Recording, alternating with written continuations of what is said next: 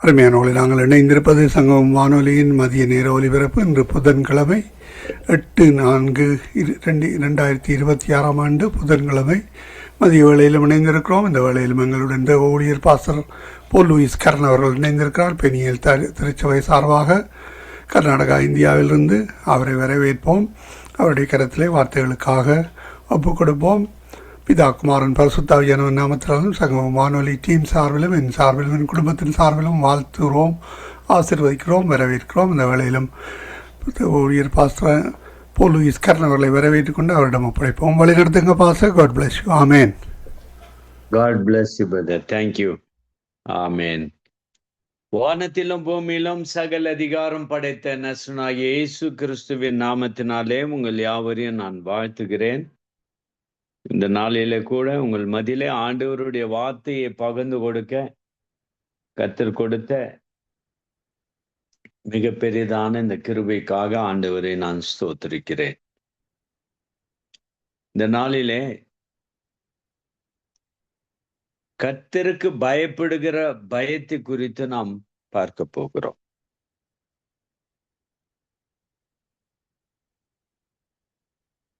கர்த்தருக்கு பயப்படுகிற பயம்.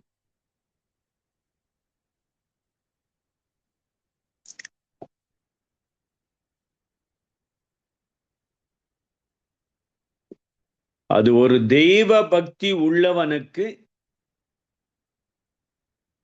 கிருபையாய் அருளப்படுகிற தேவ பக்தி.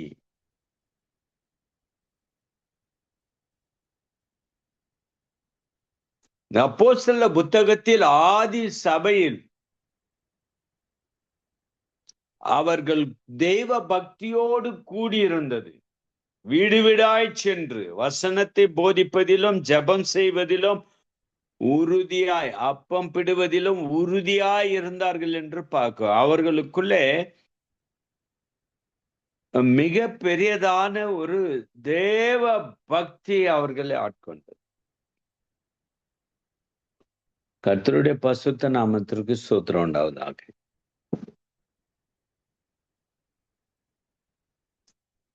இந்த அப்போஸ்தலர் புத்தகத்தில் ஒரு தெய்வ பக்தி உள்ள ஒரு மனுஷனை குறித்து நாம் பார்க்க போகிறோம்.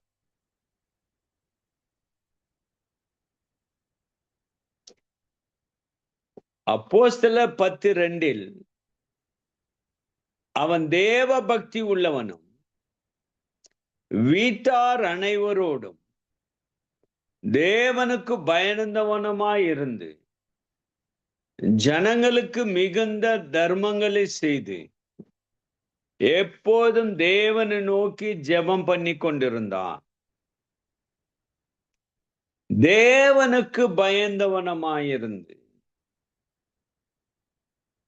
தேவ பக்தி உள்ளவன், தேவனுக்கு பயந்தவன். அவனுக்கு தெய்வ பக்தியும் இருந்தது, கர்த்தருக்கு பயப்படுகிற பயமும் இருந்தது. எங்கதான் நம்ம அதிகமாக சிந்திக்க வேண்டிய சூழ்நிலை இருக்கிறோம்.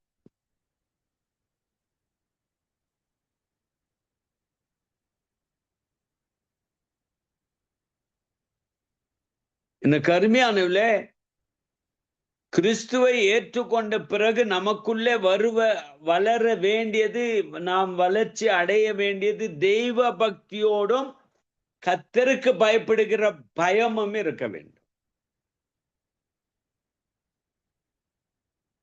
ஒரு 100க்கு அதிபதியாயிருந்த இவன்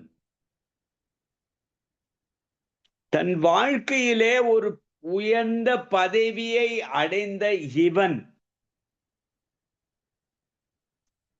நல்ல அருமையாக பணத்தை சம்பாதித்து கொண்டிருந்த இவன் ரோமருடைய ராஜ்யத்திலே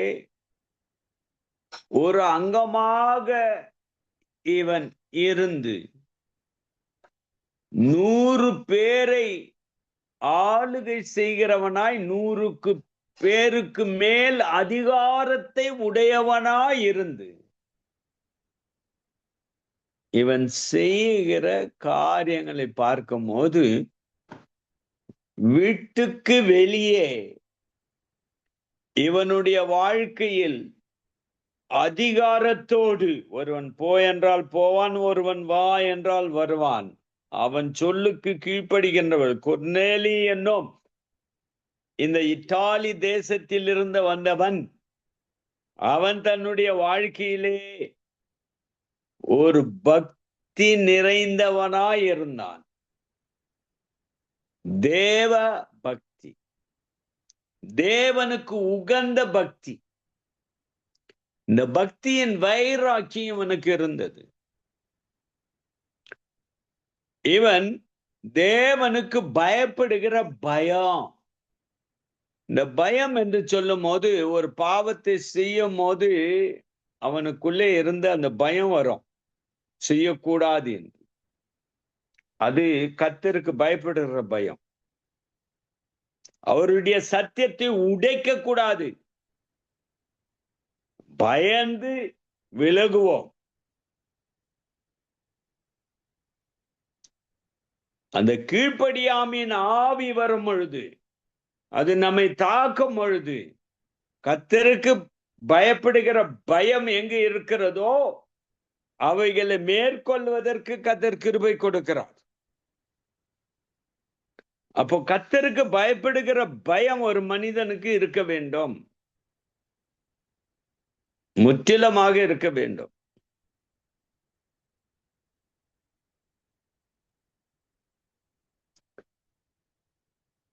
அவன் இந்த தேவ பக்தியும் கர்த்தருக்கு தேவனுக்கு பயப்படுகிற பயமும் இருந்த காட்டிலும்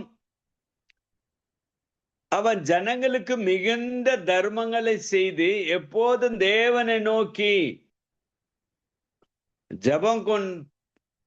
ஜெபம் பண்ணி கொண்டிருந்தான். தேவனை நோக்கி, தேவனுக்காக தேவ பக்தி உள்ளவன், தேவனுக்கு பயப்படுகிறவன்,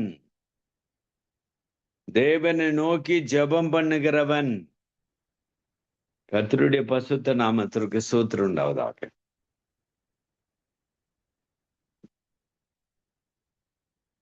இஸ்ரவேலின் தேவன் மகா பரிசுத்தமுள்ள தெய்வத்தை அடைய வேண்டும் என்றால் அவருக்குடைய சத்தியத்திற்கு கீழ்ப்படுகின்ற பிள்ளைகளாய் இருக்க வேண்டும்.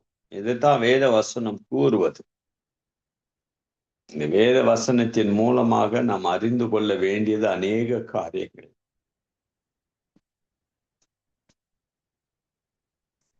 இவனுக்கு அதிகாரத்தில் இருந்தவனாய் இருந்தாலும் தன் வீட்டை தெய்வ பக்தியில் வளர்ப்பதற்கு, வழிநடத்துவதற்கு இவன் தெளிந்த புத்தி உள்ளவனாய் இருந்தான்.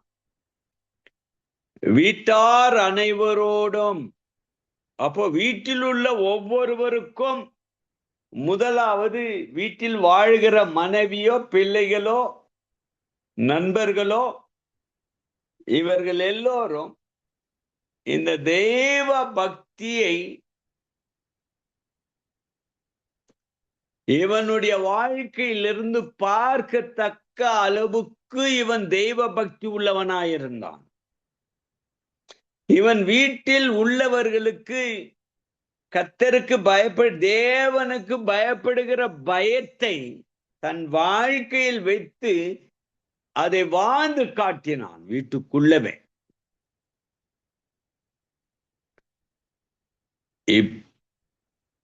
இப்பேற்பட்ட காலகட்டத்தில்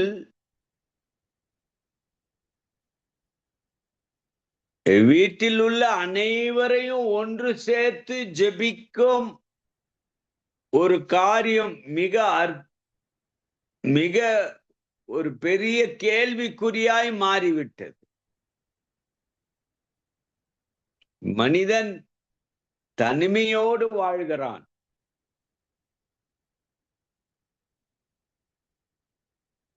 தனிமையோடு இந்த உலகத்தை அறிந்து கொள்வதற்காக கையில் வைத்துக் கொண்டிருக்கிற கைபேசியின் மூலமாக அவன் தன்னையே மெய்மறந்து இந்த காலகட்டத்தில் ஒன்று சேர்ந்து வாழ்கிற, ஒருமனப்பட்டு வாழ்கிற வாழ்க்கை போய் ஒருவனாய் வாழ்கிற வாழ்க்கைக்கு என்றாகிவிட்டான் மனிதன்.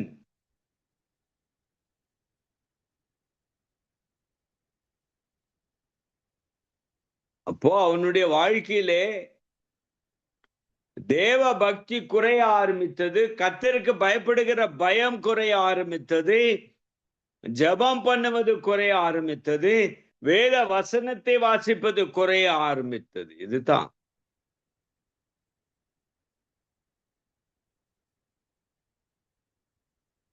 இப்படி தேவ பக்தியும் கர்த்தருக்கு பயப்படுகிற பயமும் தேவனை நோக்கி ஜெபித்து கொண்டிருக்கிற அந்த ஜெபா வாழ்க்கையும் இவனை எந்த அளவுக்கு கொண்டு போய் சேர்ந்தது என்றால், பகலிலே ஏறக்குறைய 9 மணி நேரத்திலே தேவனுடைய தூதன் தன்னிடத்தில் வரவாம், கொர்நேலியுவே என்று அழைக்கவும்,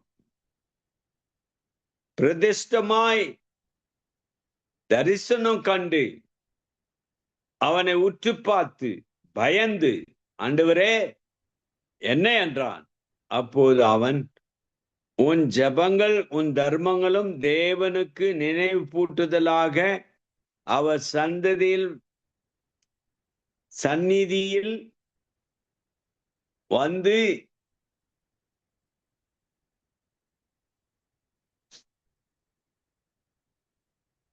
சந்நிதியில் வந்தாயிற்று. இதுதான் ரொம்ப முக்கியமாக பார்க்க வேண்டிய ஒரு தேவ வசனம்.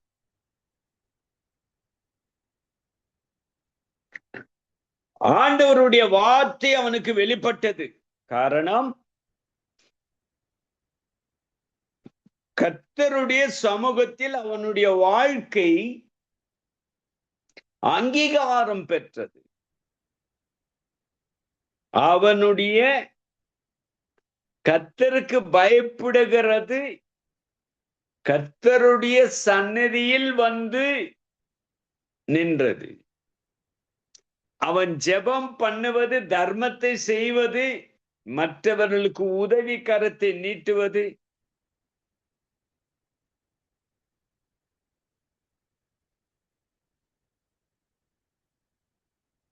அது மிகப்பெரிய ஒரு அற்புதத்தை செய்வதற்கு காரணம், தேவ தூதனே இறங்கி வருகிறான் அவனுடைய வீட்டிற்கு. எந்த அளவுக்கு அவன் கர்த்தருக்கு பயப்படுகிற பயம் அவனுக்குள்ளே உள்ளத்தில் இருக்கும் போது, கர்த்தருக்காகவே உண்மையாக பயந்தவனாய் இருக்கும் பொழுது, கர்த்தர் ஒரு தேவ தூதனை அனுப்பி அவனுடைய ஜெபங்களும் அவனுடைய தர்மங்களும் கேட்கப்பட்டது என்று சொல்லுகிற அந்த வார்த்தையை பார்க்கும் போது, கர்த்தராகிய தேவன் நம்முடைய வாழ்க்கையில் எவ்வளவு தூரத்திற்கு இறங்கி வந்து அவர் அற்புதங்களை செய்கிறார் என்பதை பார்க்கிறோம். இவனுடைய வீட்டிற்கு வர வேண்டிய காரணம் என்ன? அவனுக்கு தேவ பக்தி இருந்தது, கர்த்தருக்கு பயப்படுகிற பயம், எப்போதும் ஜெபம் செய்வது, மற்றவர்களுக்கு உதவி கரத்தை நீட்டி தர்மங்களை செய்வது. அப்போ இவனுடைய வாழ்க்கையில் பசுத்தமும் விசுவாசமும் இவனுடைய வாழ்க்கையை தட்டி எழுப்பப்பட்டு கர்த்தருக்கு முன்பதாக, தேவனுக்கு முன்பதாக ஒரு சுத்தமான ஒரு விசுவாசியாய் வாழ்ந்தான் என்பதை இந்த வசனத்தின் மூலமாக பார்க்கிறோம்.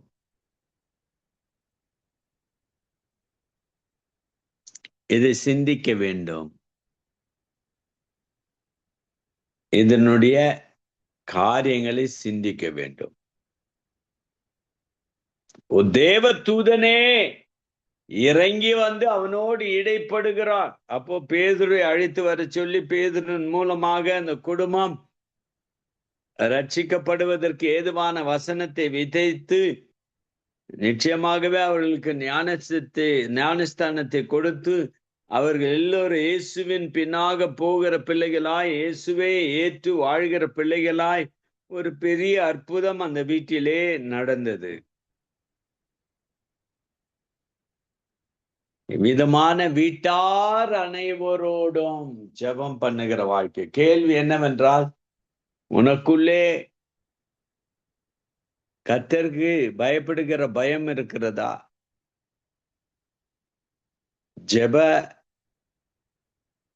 ஜெபத்தில் தரித்திருக்கிறோமா? தன்னுடைய வாழ்க்கையின் வளர்ச்சிக்காக தெய்வ பக்தியோடு இருக்கிறோமா? சிந்தித்து பார்க்க வேண்டும். கர்த்தருக்கு பயப்படுகிற பயம்.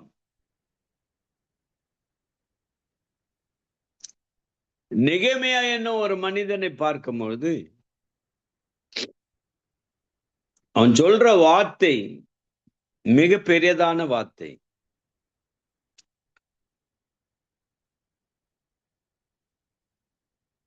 நெகேமியா 5:15 எனக்கு முன்னிருந்த அதிபதிகள் ஜனங்களுக்கு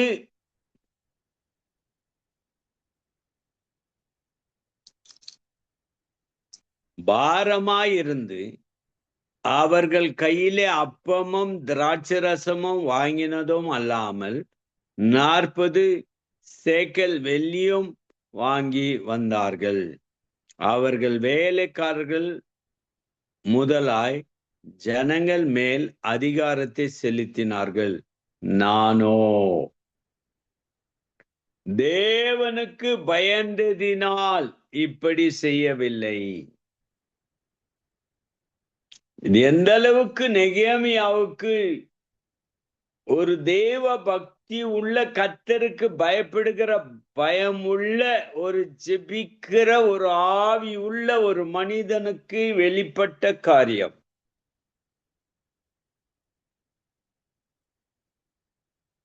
எனக்கு முன்னிருந்த அதிபதிகளும் ஜனங்களும் பாரமாயிர அவர் கையில் அப்பம், முதலாவது அப்பம், இரண்டாவது திராட்சை ரசம் வாங்கினதும் அல்லாமல் 40 சேக்கல் வெள்ளியும் வாங்கி வந்தார்கள். அது மாத்திரமல்ல, ஜனங்கள் மீது அதிகாரத்தை செலுத்துகிற ஒரு குணம், ஒரு கேரக்டர். இப்படி அவர்கள் தவறுகளை செய்து கொண்டிருக்கும் பொழுது நானோ என்றால் நானோ கர்த்தருக்கு பயப்படுகிற மனிதனாயிருந்து இப்படி செய்யவில்லை. எப்படி செய்யவில்லை? அவர்கள் அப்போ திராட்சை ரசத்தை வாங்கினது போல 40 சேக்கல் வெள்ளிய வாங்கினது போல அவர்கள் வேலைக்காரர் முதலாய் ஜனங்களை அதிகாரம் செலுத்தினது போல நான் செலுத்தவில்லை. நான் அதிகாரத்தை செலுத்தவில்லை. நான் வெள்ளி வாங்கவில்லை. நான் திராட்சை ரசம் வாங்கவில்லை. நான் அப்பம் வாங்கவில்லை. எனக்குள்ளே இருந்தது கர்த்தருக்கு பயப்படுகிற பயம். தான் ரொம்ப முக்கியம். பணத்துக்கோ, அப்பத்திற்கோ, திராட்சை ரசத்திற்கோ, செல்வத்துக்கோ, உலகத்துக்குரிய காரியத்திற்கோ இவர் அடிமையாகவில்லை நெகேமியா. ஏனென்றால் கர்த்தருக்கு பயப்படுகிற பயம் அவனுக்கு நன்றாக தெரிந்தது. இவைகளை செய்தால் கர்த்தருடைய கட்டளை உடைக்கிறேன், கர்த்தருடைய வார்த்தைக்கு நான் கீழ்ப்படிவது கிடையாது. இவைகளை நான் செய்தால் பிசாசுக்கு இடம் கொடுக்கிறேன். இவைகளை செய்தால் நான் கரைப்படுகிறேன். இவைகளை செய்தால் பசுத்தம் என்னை விட்டு வெளியேறும். இவைகளை செய்தால் அநியாயமாய் மாறுகிறேன். இவைகளை செய்தால் பிசாசு என்னை மேற்கொள்ளுவான் என்பதை அறிந்தவனாய் கர்த்தருக்கு பயம் இருந்தபடினாலே இந்த உலகத்தான் பிசாசினுடைய வார்த்தைக்கு கீழ்ப்படுகிறவர்கள் செய்கிறது போல நான் செய்யவில்லை. ஏனென்றால் வானத்தையும் பூமியும் உண்டாக்கின கர்த்தருடைய பிள்ளையாய் அவருக்கு பயப்படுகிற பயத்தோடு நான் வாழ்ந்தேன். ஆமா, பயத்தோடு வாழ்கிற பயம். கர்த்தருடைய பசுத்த நாமத்திற்கு ஸ்தோத்திரம் உண்டாவதாக. ஒரு ஜெபிக்கிற மனிதன் தேவனுடைய ஆலயத்தை கட்டுவதற்காக புறப்பட்ட ஒரு மனிதன், இவனுக்கு ஒரு பெரிய ஆசீர்வாதம் கிடைத்தது. என்னவென்றால் ஜனபலம், பலபலம், பொருள் பலம். இவன் போகின்ற இடம் பாதையெல்லாம் கர்த்தர் இவனுக்கு துணையாய் நின்று இவனை ஆசீர்வதித்தார். இவன் தேவனுடைய ஆலயத்தினுடைய மதில்களை கட்டி எழுப்புவதற்கு இவனுக்கு தேவையானது எல்லாவற்றையும் கர்த்தர் இவனுக்கு செய்தார் என்றால், இவனுடைய கரத்தினாலே அந்த ஆலயம் ஆசீர்வதிக்கப்படுவதற்கு, இவனுடைய கரத்தை ஆசீர்வதிப்பதற்கு காரணம் இவனுக்குள் இருந்த தெய்வ பக்தி. அதான் உன் குடும்பமும் நீயும் உன்னுடைய தேவையெல்லாம் சந்திக்கப்படுவதற்கு உனக்குள்ளே ஒரு கர்த்தருக்கு பயப்படுகிற பயம் இருக்கணும். இந்த காலகட்டத்துல பயம் இல்லாதபடி வாழறான்.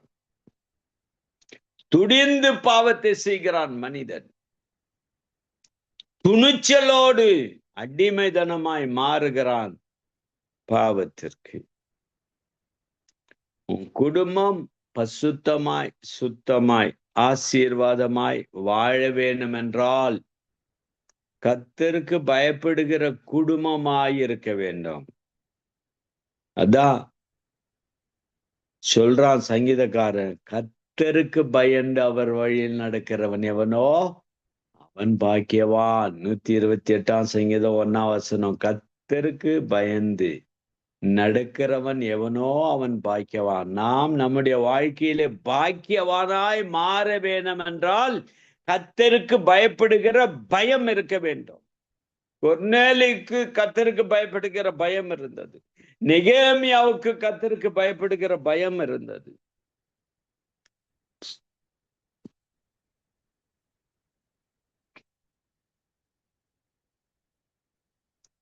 யோபு 1:8 பார்க்கும் பொழுது கர்த்தர் சாத்தானை நோக்கி, என் தாசனாகிய யோபின் மேல் கவனம் வைத்தாயோ? உத்தமனும் சர்மார்க்கனும் தேவனுக்கு பயந்து பொல்லாப்புக்கு விலகுகிறவனுமாகிய அவனை போல பூமியில் ஒருவனும் இல்லை என்றார். யார் சொன்னது இது? கர்த்தர் சாட்சி கொடுக்கிறார். சாத்தான் யோபுவை தொட முடியவில்லை. சாத்தானுக்கு யோபினுடைய விஷயத்தில் தோல்வி அடைந்தவனாய் தேவ சமூகத்தில் வந்து நிற்கிறான். அவன் எடுத்த முயற்சிகள், பிள்ளை மீதும் கை போட முடியவில்லை, மனைவியின் மீது கை போட முடியவில்லை, யோபின் மீது கை போட முடியவில்லை.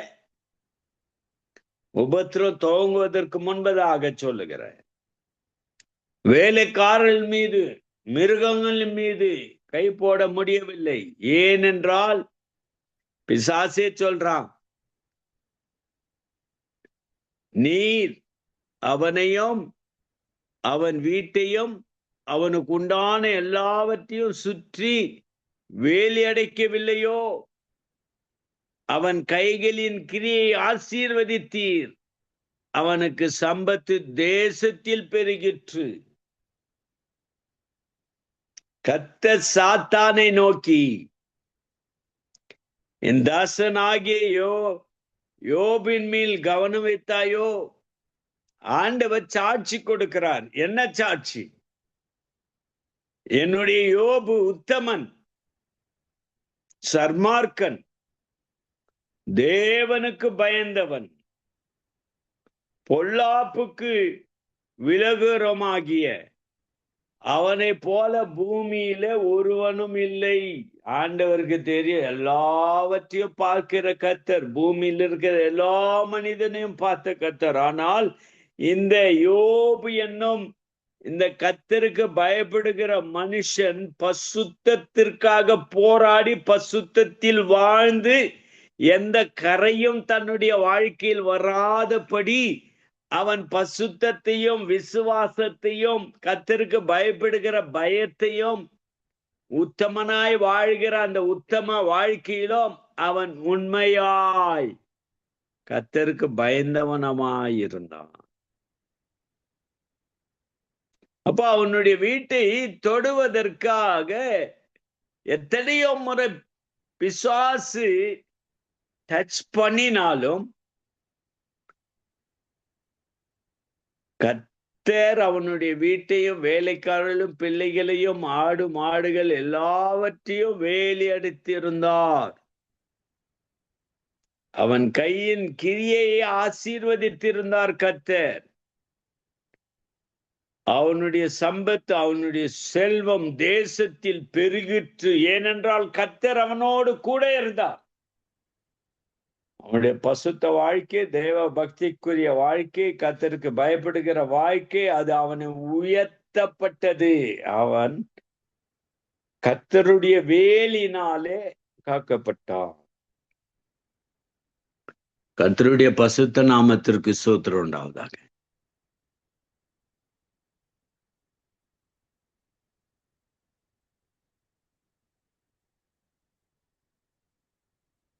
யோனா என்னும் ஒரு மனிதனை நாம் பார்க்க போகிறோம்.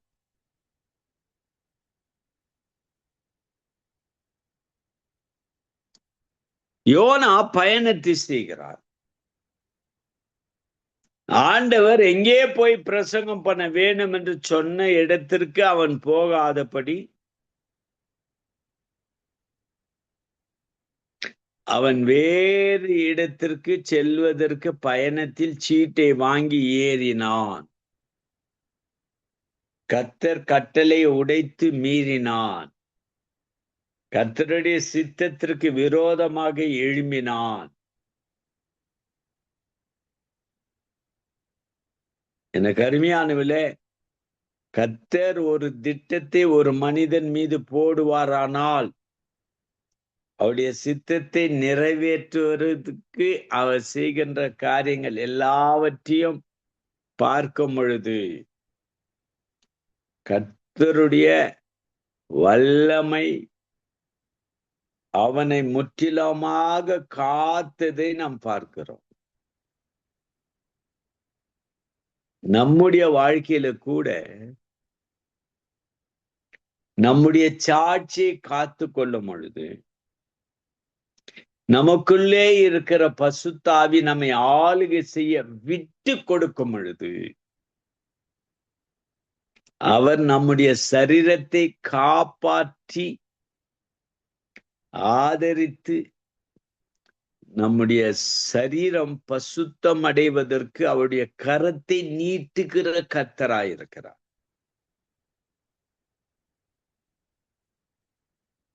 ஆண்டவருடைய நாமத்திற்கு ஸ்தோத்திரம் உண்டாவதாக.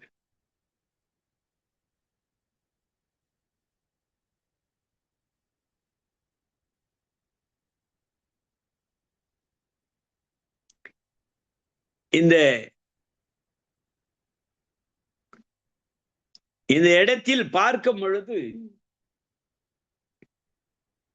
இவன் பிரயாணமாய் போகும்போது தவறான டைரக்ஷனுக்கு டிக்கெட்டை வாங்கினான். கர்த்தர் சும்மா விடுவாரா? ஆண்டவர் சொன்னதை மீறி செய்யும் போது சும்மா விடுவாரா? நல்லா சிந்தித்து கொள்ள வேண்டும். ஆண்டவருடைய சத்தியம் ஒண்ணு இருக்குதுன்னா, நம்முடைய சித்தத்தின்படி, நம்முடைய திட்டத்தின்படி, நம்முடைய யோசனையின்படி வேற செய்யறோம், தோல்வி அடையறோம், கர்த்தரை கோபம் முற்றோம். கர்த்தரிடத்தில் சில தண்டனைகளை பெற்றுக்கொள்ள வேண்டிய சூழ்நிலை ஏற்படுகிறது. இவன் விலகினது அந்த இடம் மிக கடினமான இடம், அங்கு உபதேசத்தை செய்ய முடியாது என்று, போதிக்க முடியாது என்று. மிக அருமையானவில்லை, கர்த்தருடைய ஆவி எங்கேயோ அங்கு விடுதலை உண்டு என்று வேதம் சொல்லுகிறது. போற வழி ஆண்டவருக்கு தெரியும், படுத்து கொண்டு இருக்கிற இடம் ஆண்டவருக்கு தெரியும், வாங்கின டிக்கெட் ஆண்டவருக்கு தெரியும், எல்லாம் தெரியும்.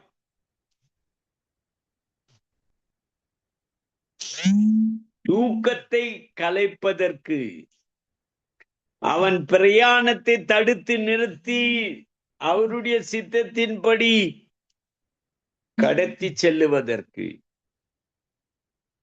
கர்த்தர் அங்கே இறங்கினார். கர்த்தருடைய நாமம்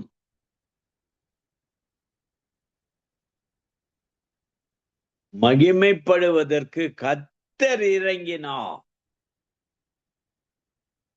கர்த்தர் இறங்கி அவனுக்கு ஒரு பாடத்தை கற்றுக்கொள்வதற்கு கடல் கொந்தளிக்கின்ற அளவுக்கு அவருடைய வல்லமை நிரப்பிற்று. கடலில்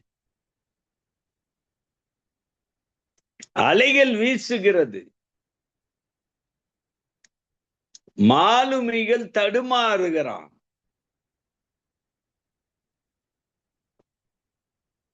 அந்த கப்பலுக்குள்ள தண்ணீர் நிரம்புகிறது. எல்லோரும் அழுகையின் குரல், ஐயோ எங்களை மன்னித்திடோ என்று சொல்லியிருக்கலாம். ஐயோ நாங்கள் மடிகிறோமே, எங்களை காப்பாற்றுமே என்று அநேக தன்னுடைய வாயிலிருந்து உயிருக்காக ஏக்கத்தோடு சொன்ன வார்த்தைகளை இங்கு பார்க்கும் பொழுது, இவன் போகும் வழியில் தடுத்து நிறுத்தின கர்த்தர் இவனோடு இவனுக்கு ஒரு பாடத்தை கற்பிப்பதற்கு கடலையும் காற்றையும் அலை மோதுகிற உயிருக்கு ஆபத்தென்று அவ்வளவுதான் நம்முடைய உயிர் போய்விட்டது என்று நினைக்கின்ற அளவுக்கு கடல் உபத்திரமாய் மாறினது. நன்றாக யோசித்து பாருங்க. அப்பேற்பட்ட கடலை ஆண்டவர் அசைக்கிறார், வெள்ளம் எழும்புகிறது. கருமையானவிலே, கர்த்தருடைய நாமத்திற்கு ஸ்தோத்திரம் உண்டாவதாக. அவர் வல்லமுள்ள நாமத்தை உடையவர், என்றென்றும் மாறாதவர், அவருடைய வார்த்தையில் நிலைத்து நிற்கிற கர்த்தர் அவர்.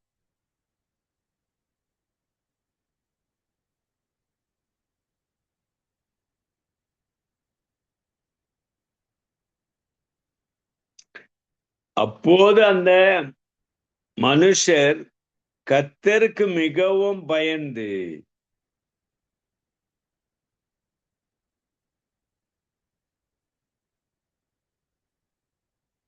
யோனா இந்த கொந்தளிப்பின் மத்தியில் அவன் சொல்லுவது என்னவென்றால், அதற்கு அவன், நான் எபிரேயன், சமுத்திரத்தையும் பூமியும் உண்டாக்கின பரலோகத்தில் தேவனாகிய கர்த்தரிடத்தில் பயபக்தி உள்ளவன்.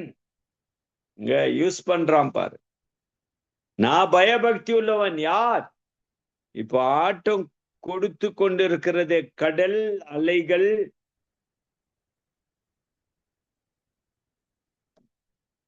சமுத்திரத்தையும் பூமியையும் உண்டாக்கின பரலோகத்தின் தேவனாகிய கர்த்தரிடத்தில் பயபக்தி உள்ளவன்.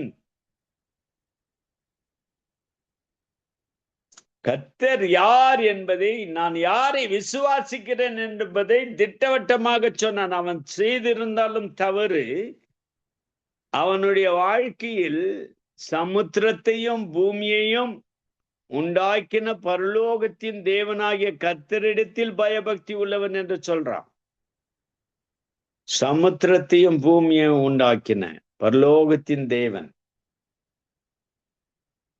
அவரிடத்துல தான் நான் பயபக்தியோடு இருக்கிறேன், நான் பயந்து வாழுறேன்னு சொல்றான். இந்த 16ஆம் வசனத்தில், அப்போ அந்த மனுஷர் கர்த்தருக்கு மிகவும் பயந்து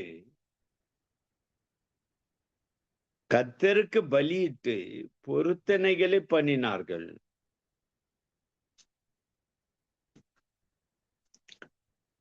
இப்போ இவன் சொல்ற சாட்சி என்னவென்றால், தேவனாகிய கர்த்தரிடத்தில் பயபக்தி உள்ளவன். அப்போ தன்னுடைய பயத்தை, எவ்விதமான பயம் உள்ளவன் என்பதை அவர்களுக்கு வெளிப்படுத்துகிறான். பயம், கர்த்தருக்கு பயப்படுகிற பயம். எனக்கு அருமையானவிலே, 3 பேரை நாம் பார்த்தோம். 1வது கொர்நேலியு, 2வது யோபு,